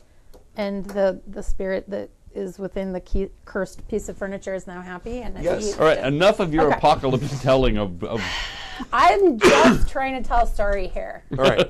That's all. So, do we have anything else for him? no, I mean, it that's just like ended. Just end it. Yeah. If you're if you want to run for 4 hours, run for 4 hours. Leave Yeah. the audience wanting more. yeah. Do Well- what Stu does and end on a cliffhanger. And I would say read your audience too. Like if Right. it's the one where it's like, no, everybody is really digging this, and I can see it going to a conclusion, and it's going to take another 2.5 hours. Like if people are end the into it. campaign sort of Yeah, thing. Sure. yeah. And then maybe take a, hey, everybody, you cool? I see another 2 hours at least. No, But Stu has actually ended games right before combat. He's like, no, I think here's Yeah. a good time to leave it. And Well- we're all like, oh, F you. We've been waiting Yeah. all, and I've- it's awesome because Yep. My goal is to end a game in the middle of combat, just before someone's about to make a critical roll. Take a photograph of the map, come back 2 That's- weeks later. There you go. That's actually really fun. And it's actually the players may say that they hate you, but they actually really love it because everybody Yep. now is going home and they're all emailing each other. What are you going to do? What are you going to do? Right, oh, yeah. Everybody's thinking about it. They go to bed that night thinking about like their character and motivations. It's a really great thing. The cliffhangers are the GM's best friend. They really are, actually. And the player's best friend. It really makes the game that much more interesting. And they will forgive everything if you leave them with that cliffhanger. They really will. It seems awful. You're going to feel terrible the first time you do it, and your players are going to love you. They're going to say they hate you, but they're going to love you. I can't describe it any other way. They're like, oh, I really want this combat. Yeah. And they'll pick up their stuff and they'll complain all the way out the door, and then they will be so enthusiastic when they come back the next day or the next game session to play. Right? Absolutely. There you go. Now, as far as so, places to eat in Pasadena, Oh, yeah. Did you just yelp it? it depends what kind of food you like. Yeah. There's a lot to do with it. I don't know where they probably go. Buca de Beppo is a good family restaurant, of course. That might be where They're they go. everywhere. And so. I think they're open on holidays as well. I like. What's the thing right above iPic Cinema? Gordon Biersch. Gordon Biersch, yes. Gordon Biersch okay. restaurant. I like that restaurant a lot. My wife's favorite is actually Santorini, which is right across from there, which is also yeah, up. But I was going to say... I've never been in there. I was going to say go to the Epic Cinema. The Epic Cinema Yeah. has a bar with craft beers. They will serve you sliders. You get to go see a great movie, first release movie. It's a great date night. You get to sit in the recliners. They bring you popcorn, you bring your food, they bring Are you they sliders, open on bring you sandwiches. Thanksgiving? If They any place probably is are. open on Thanksgiving, They it'd be probably that are. place. It is a wonderful luxury experience. You have to actually It's maybe expensive. reserve time. You're going to have to make reservations, but you actually. But it's they great. have the big plush couches, Right.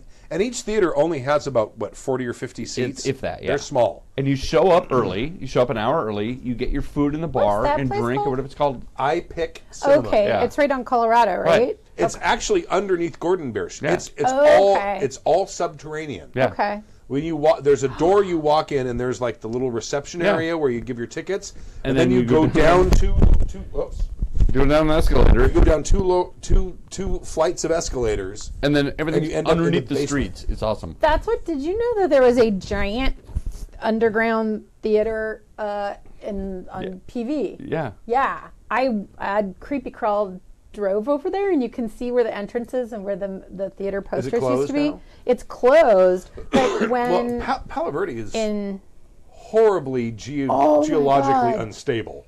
it is, except for the parts that aren't, because it's a giant rock. It's Right, a, but yeah, the parts that yeah. Portuguese, what they call it, Portuguese Oh yeah, twist, or Portuguese bend. Portuguese there are bend. signs that say caution, constant land movement. yeah. Yeah. Have you ever driven there? Yeah. I shit you not. Yeah. They go in and they repave the road. Yep. How often? Once a year? Once At every 2 least, years? yeah. And then they paint new lines. Yep. In months, the double yellow line down the middle of the road is like this. Because it's on a Yeah, fault no, line. you can see there was a It's more than a fault line. All right, no, so it's It's totally unstable Earth. Let's explain. This is Palos Verdes. yeah, When we say PV, we mean Palos Verdes. And Palos Palos Verdes. Verdes is a... the peninsula. It's a peninsula. yeah, in relation to LA, where's Palos Verdes? South. southwest. Yes. It's not Yeah. it's not a It's a coastal little thing. thing juts that out it juts and- out, yeah. and it actually creates the Port of Los Angeles and Yes. the Port of Long Beach. Right. Yep. It is right exactly on the fault line, which is Yeah. why that moves around. No, the fault line- it's not the fault just line's the in we in the LA fault are line's so in the- blasé. We're like, it's funny. No, the fault they line's in redo the it. ocean, and the peninsula actually moves 1/8 of an inch towards Pasadena every year. That's a Okay, fact. that's going to make some land rights issues at some point. Yeah, at some point. Yeah, no, because but there are a lot of In a couple millennia, people are going to be like, there are a lot of military installations there, and they're Oh, not There's some of the old World War II Yes. gun emplacements. bunkers, still. and what this was some ginormous, I don't know, theater where they used to do even premieres and had Hollywood people and really? stuff like that in the 40s, and Yep. yeah, it's all underground. Well, that's why they built the fascinating. casino in on Catalina. They used to use that for movie premieres. yes. Oh yeah, Hollywood Cecil still, B. DeMille, I think, would. Hollywood's still Yeah. a driving force, but a lot of these. I remember when Westwood was the place to go see movies, and now it's a Yes. ghost town. Right. Yeah. It's like you go to that Yeah. movie. I don't know that theater's The open Fox anymore. and The point being yeah. that there's all these wonderful old buildings. I don't know if they dug that subterranean area for the iPic Theater or if it already Wow. existed. Yeah, I'm I sure wonder. it existed. But I'm sure they- it was something else. because it used to Yeah. be an AMC theater, and then they bought it up. Really? Anyway, my point is Yes. that is a wonderful destination for Pasadena. If you were coming into Fantastic town, food. go fantastic food. It's I had no bar idea. fare. Yeah. There's wonderful Okay. beers. It's expensive. It's first run movies. Okay. You're gonna. I mean, And you got to reserve it. per person, you're probably gonna spend $40 a price. with dinner. Well, with dinner, You're gonna spend $80 a person. Yeah, yeah. Oh, Lord. It's expensive. I'm I an- go there like It's once a dinner year. and a movie, though. I'm Yes. an ArcLight girl, and there's an There's one ArcLight. here. Yeah, in Pasadena, it's the only two ArcLights even go to ArcLight Hollywood, ArcLight Pasadena, and if chain stuff is okay, I don't know where these guys exist outside of California West Coast. Well, but he comes to Pasadena. But Yard House. Well, I was Oh, just saying, yeah, 'cause Yard House is Buca fantastic. in Oh, yeah. the Midwest, Right. and but Yard yeah, House is Yard House fantastic. is good, and they're right next to the ArcLight. Right. And Lucky Baldwin's. BJ's. I like BJ's. And these are all beer brew pub Yes. basic places. Lucky Baldwin's. There used to be a place called- Trappist pub. There used to be a stuff. place called Crocodile Cafe. Is that still in Old No, Town, or I they don't closed know. down? They used to love that place. don't It was think very California fare. What did they replace? Oh, what's that place that used to be on Green? That's not on Green. It was a north. It was a east-west street. It wasn't one way.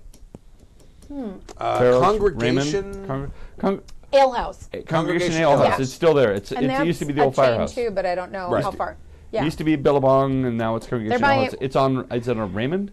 Raymond. Might be a Raymond. In between Raymond and Arroyo. It's the old firehouse. And Yeah. it is within walking distance of the Stone store. Yes. So Stone is an amazing Stone brewery. Yeah. Right. in Escondido, but they have a store and a tap room or And the tasting Gold room. Line runs right through there. Yeah. It's right Yeah, over Right. there it does. and through there. Yeah. Yeah. There you go. Yeah. It's actually what's interesting So, about next year. Pasadena to me is that it's very Yeah. much like a little European town. Like Old Town Pasadena reminds me of like any small town in Germany. There's a train that runs through there. There's brew pubs. There's food. There's like festive scenes every weekend. Where Except people we're are not a selling town. We're like almost like 350,000 people. Yes, but a lot of Old people. Town still has that feel. Yes, it does. And they've Yes, actually it does. preserved a lot of the architecture too. It's a really interesting little dichotomy. It's not people think of LA as a vast wasteland of culture, and when you come to Pasadena, there's hiking in the hills. There's the Huntington Gardens, where Blue Boy is hanging in there. You know, Right. it's famous And artwork. Pinky. And the Norton Simon Museum is right there, where there's Picassos and Right. stuff. I mean, it's all within 10 miles of each other. And we have the glitziest parade ever. Yeah. Yes, and they're already putting up. Yes, they are. They're Yeah. gonna be, in the next 2 weeks, they'll be Every taking year. down all of the street lights. Every year. All right. Yeah. Well, I guess So that's this it. show's been brought to you by the Pasadena Tourist Board. Right? I'm going to give you one of those. Why problem make when you no problem have you don't want to make? Why problem me? I got it. Heard I got it, it. yeah. Rochenberg. Welcome to Costco. I love you. Welcome to Costco. I love Yep. you. All right. Should we end Yay, it? soundboard. Where's your Charles Nelson Riley? Oh, I got a lot of Yeah. CNR. Or Stork's hair is We'll great. see. I got this. How's that for a chopper? I got this. Come on. You rang. Do you have Stork's hair is great? Of course. Stork's hair is great. I miss Lurch. Lurch is awesome in Oh my God. CNR. Yeah. Talk about CNR. Somebody should go back and get the sound bite of the original 2 days. That'd be easy to find. Right? It's in Yeah. the first. It's in the first episode of the Okay. L5R game. First episode? need- Yeah, it was the first It was the session. first? Remember, I came up with that adventure, and I'm like, "Well, you guys haven't done this one." And Dave was like, 2 days.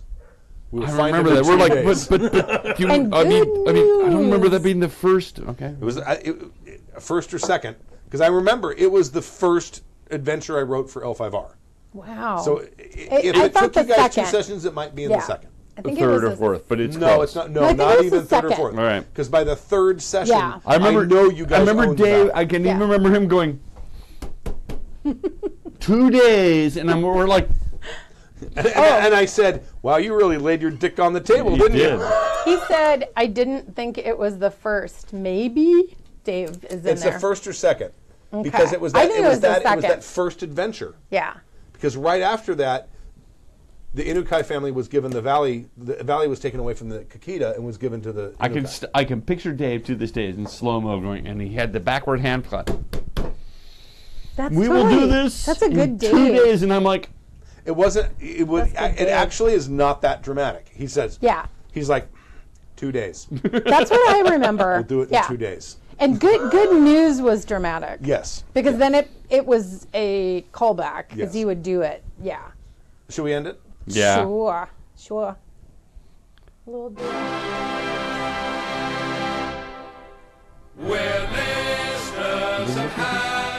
Thank you for joining us for season 20, episode 16 of Happy Jacks RPG Podcast. My name is Stu. My name is Gina. I'm Stork. And we'll see you next week, 8 p.m. Pacific time, right here on Friday night. Don't forget, on Sunday, the last Mode of Sin. Wow. And that's it. Thank you very much. We'll leave you the song. Stay tuned for Bye-bye. Alan.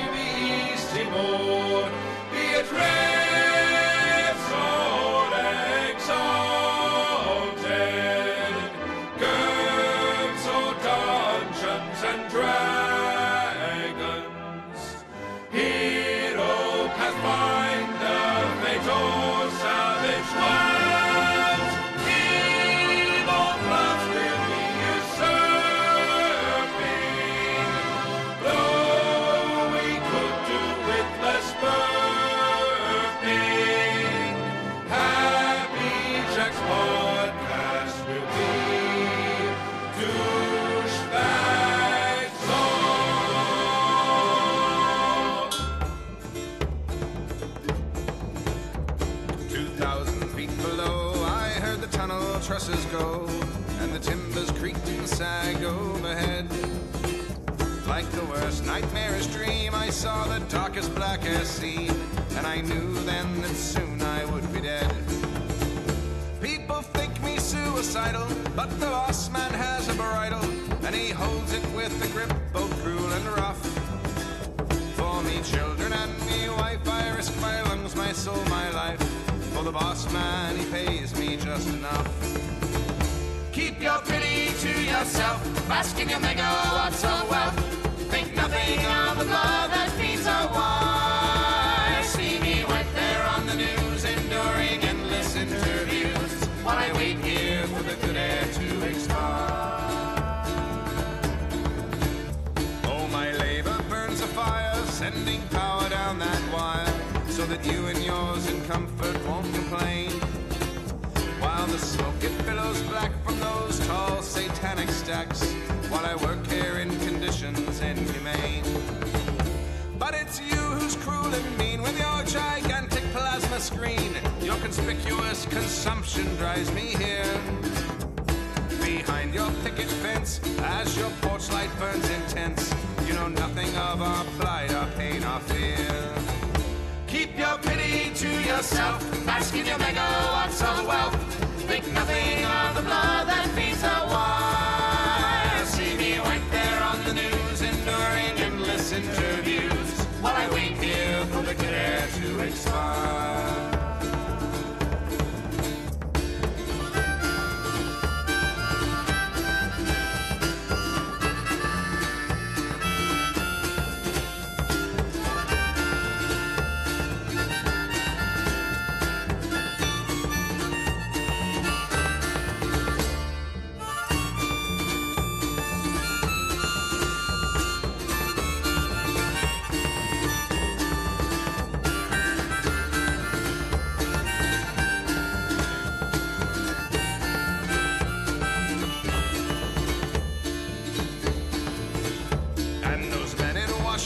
They cry that something must be done for the poor old souls to keep us safe and well. Overhead in private jets, they ain't done nothing for us yet, as we toil in a black and sooty hell. I hear workers overhead trying to reach us for we're dead, but those poor old souls more widows may create. And they work through night and day to find the air gap where we lay, so our families will have something to cremate. Keep your pity to yourself, bask in your megawatts of wealth. Think nothing of the blood that feeds our wine. See me right there on the news, enduring endless interviews, while I wait here for the good air to expire. Keep your pity to yourself, bask in your megawatts of wealth. Think nothing of the blood that feeds our wine. See me right there on the news, enduring endless interviews, while I wait here for the good air to expire.